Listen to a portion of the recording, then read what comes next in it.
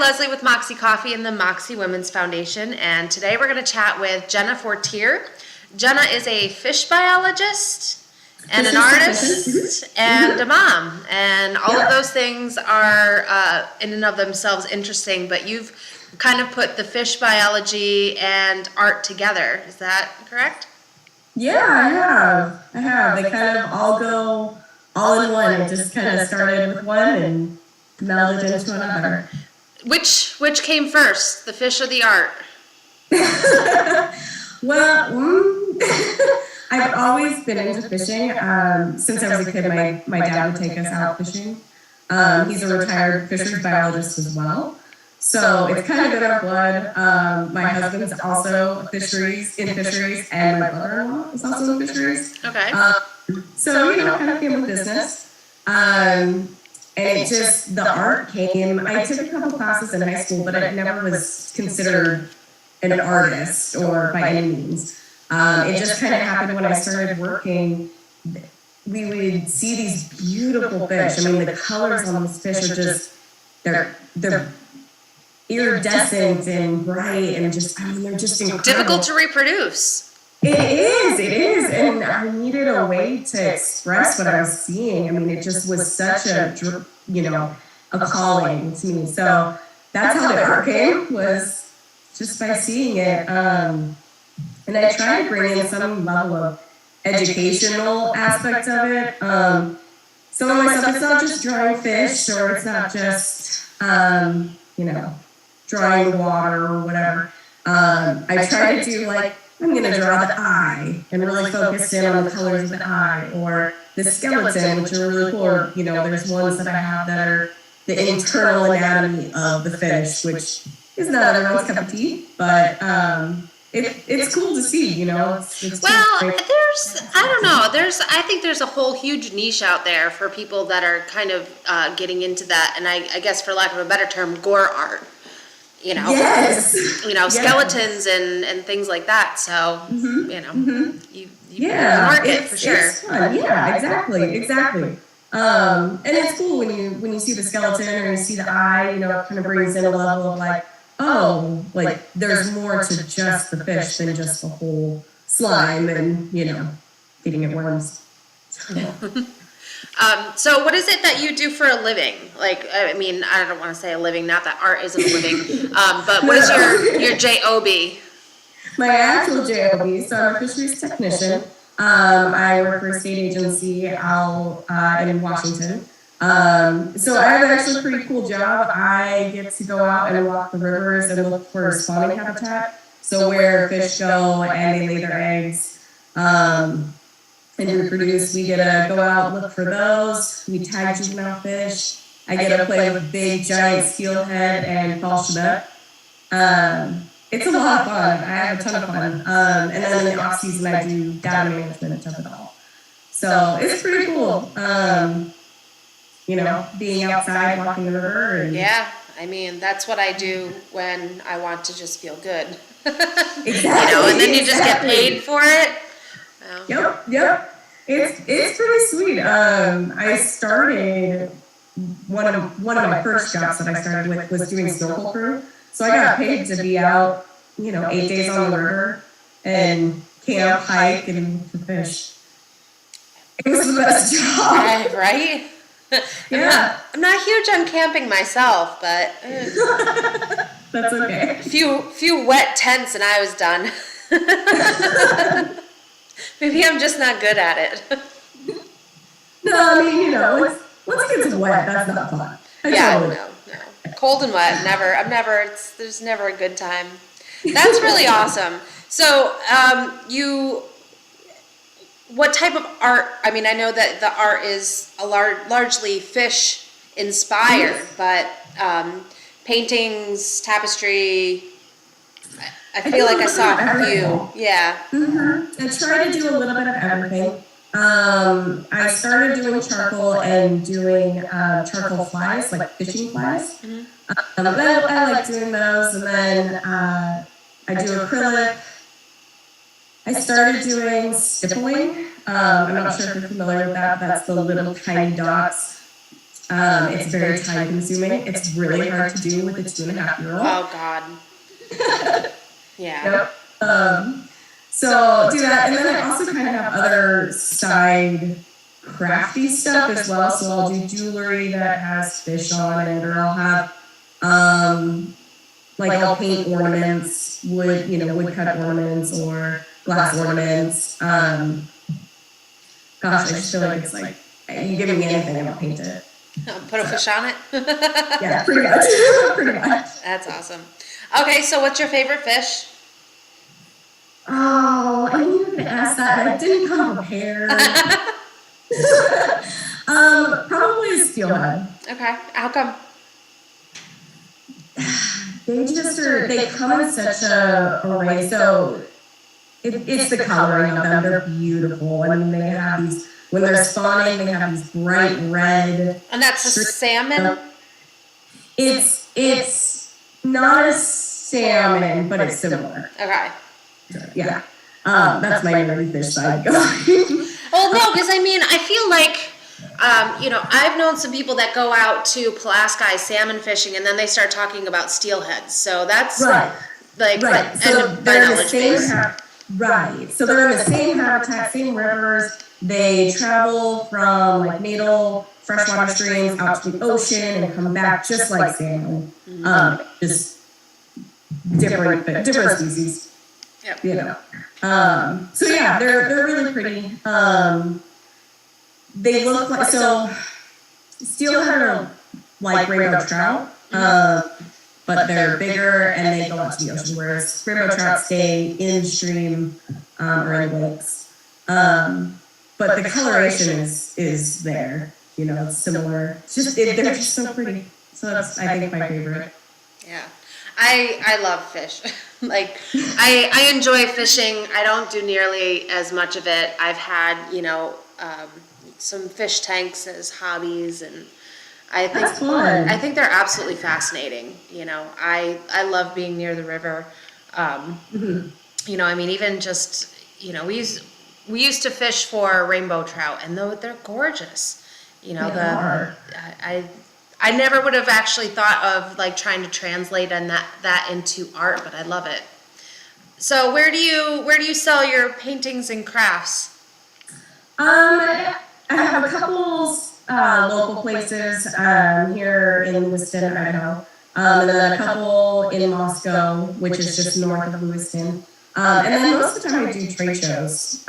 So, because it's fisheries and fishing, it's a very tight niche. So the fly casting shows, trade shows, I usually do a couple of those a year and, see all the fishermen, can chat with them about their experiences, and they seem to really enjoy the art. Well, I feel like fly tying is something that is a very niche, serious art in and of itself, Yeah, absolutely. Would you say that what you do is fairly male dominated? Or is it? As far as my job or art? Well, your job. My job, yes, it is. So I would say in the last 10 to 15 years, we really have seen a big jump in females coming into this field, which is amazing. When I was in college, there was a few of us that were in fisheries, but a few females in fisheries, but not a ton. And there's been a shift, I would say, as well as like the generation before me, where they had to have a very masculine mentality.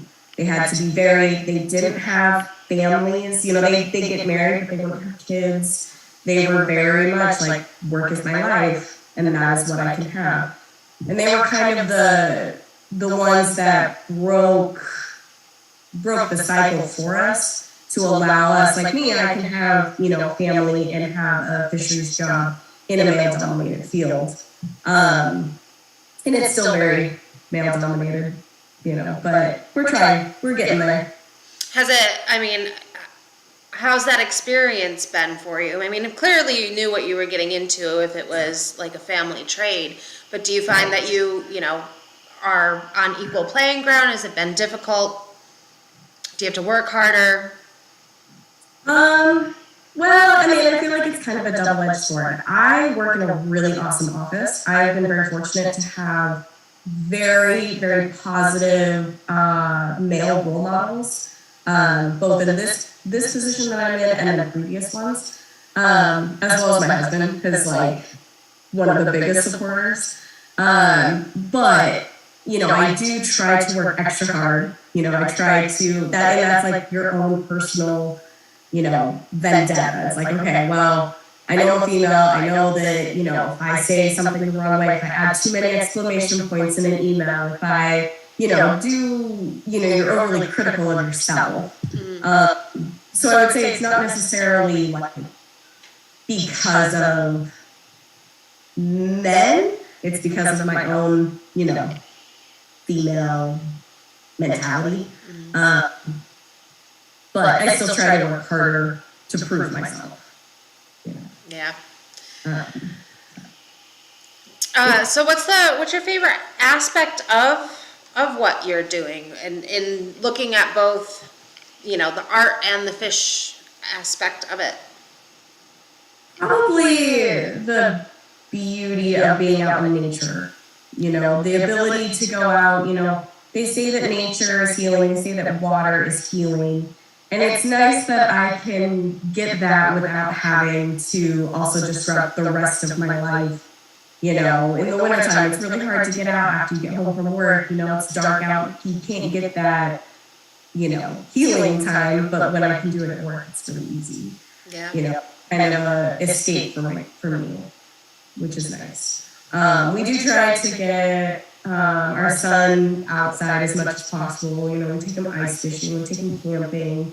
We get him down by the river as much as possible. He loves to hold on to fish when we catch them. Nice. Yeah. But yeah, that's probably my favorite part, is just being out there. That's awesome. I love that you've taken like a family passion and what could be not mundane. Mundane is definitely not the word for it. But something that I guess wouldn't necessarily be considered art inspiring. Right. It's data collection. At the end of the day, what you're doing is data collection. So you've taken something that starts off as the purpose of data collection and have really shown the beauty of it. And I think that's amazing, because data collection in and of itself is not beautiful, but compiling all of it. But what you have to do to get there, it sounds like it is. Yeah, exactly. No, I totally know what you mean. It is, data collection can be boring as well. Not the collection itself, but the compiling of that collection. Right. But yeah, it is nice, and it's nice to be able to go out. When we are looking at spawning habitats, we're also looking at the carcasses as well. When the fish are done spawning, they die, and we'll take samples off of those fish. And, a lot of people are like, oh my God, touching dead, decrepit, gross fish, but to me, it's like, it's really cool to see that life cycle aspect of it. You're seeing the decomposition of it, and you can look at the eye, or you can look at the fins, and you can still see the beauty of it. Can you share with us some of the things that you're looking for, like why you're collecting the data? Yeah, so we're looking for, so when we're doing the spawning grounds work, like I said, we're looking for the reds, which is where, specifically I work for fall chinook, so we're looking for the fall chinook spawning habitats, and the reds, and where they put their juvenile, or their fish where the juveniles will grow. And then we are looking at the carcasses. The carcasses will look at lengths. We take scales for aging. My gosh, I'm drawing a blank at the moment. We take all sorts of morphological data to put into our database, just so we have an ability to look at age composition. And then all of that data gets put into a database. And at the end of the season, we look at it, we look at run reconstruction. So we're looking at endangered species, and we're trying to bring back the population that is where we're at. And so every bit of data matters. So that'll help us with understanding, okay, if we have so many fish, we need to increase. Trying to think of how to explain this. So if we need so many fish for brood stock, for when we take them to the hatchery and we can spawn them out there, we'll know how many we need based on, spawners and how many are in the river and how many are coming back. And it's a big, long data set. It's a really simplistic way of looking at it, but that's kind of the gist of what we do. Any insight as to why these populations are dwindling? No. I mean, there is, but between, and this is unofficial, this is an official statement, obviously, from my job. Personally, I think a lot of it has to do with climate change, ocean conditions. That's a lot of it. Yeah. Building, more and more building of buildings and things on top of things. It's too bad. Well, at least we have still funding to try to correct some of these things. It's important in the long run. Well, that's pretty cool. Well, thank you so much for taking the time out today to chat with us. I love. Thank you. I think what you're doing is really cool, and I hope that your story inspires others to, look at things from different angles and maybe try to, find beauty in data collection. Thank you so much. I really appreciate this. One quick thing, do you have a website or any place if someone were interested in taking a look at some of your art? Because we will have some images up on the blog post so people can see what you're doing. So where would they be able to purchase? Yeah, so I have an Instagram, JD Fisher, and then I also have an Etsy shop. So etsy.com/shop/JD Fisher. Fantastic. We'll make sure to have those links available. So if you're interested in some fish art, you know where to go. Perfect. Thank you so much. Thank you. Enjoy the rest of your day. You too.